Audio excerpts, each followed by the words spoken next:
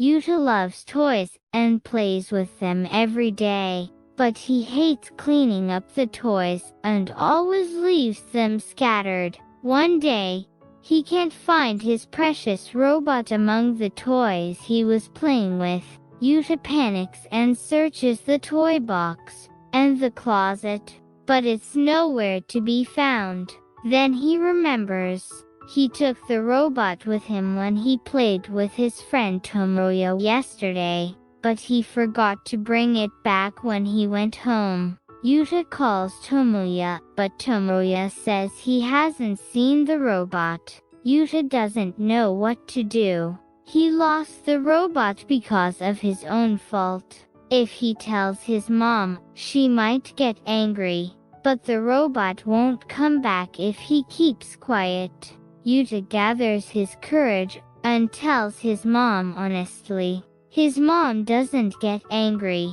Instead, she suggests going to Tomoya's house together to look for it. Yuta thanks his mom and goes with her. When they arrive at Tomoya's house, Tomoya greets them. Yuta apologizes and asks him to look for the robot. Tomoya agrees and takes them to his room. When they enter the room, they see a mountain of toys. Tomoya loves toys and gets a lot of them every day, but he hates cleaning up the toys and always leaves them scattered. Yuta is surprised. His room looks just like his own. Yuta and Tomoya search hard, but they can't find the robot. Then Yuta has an idea. Maybe they can find it if they clean up the toys while looking for it. Yuta suggests it, but Tomoya is not enthusiastic. But he wants to find the robot for Yuta, so he reluctantly agrees. They start looking while cleaning up the toys. It was troublesome at first, but it became fun gradually. They made new discoveries by sorting and organizing the toys. They found their favorite toys that they had forgotten, and unnecessary toys that they didn't use. They decided to donate the unnecessary toys. Then the room became tidy and they felt refreshed. And finally they found the robot. It was buried in the back of the toy box. Yuta was overjoyed and hugged the robot.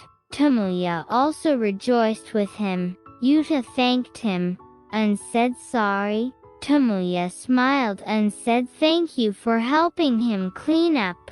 When Yuta's mom came to pick him up, Yuta showed her the robot happily. His mom was relieved and said good for him. Then she looked at Tomoya's room and was surprised. The toys were neatly cleaned up. His mom was impressed and said wow. Tomoya's mom was also surprised and asked what happened. Tomoya explained and said he enjoyed cleaning up. Tomoya's mom was moved and said thank you. On the way home, Yuta told his mom he wanted to clean up his own room too. His mom was happy and asked really. Yuta nodded and said he regretted losing the robot because of his own fault, and he wanted to take responsibility for his own toys.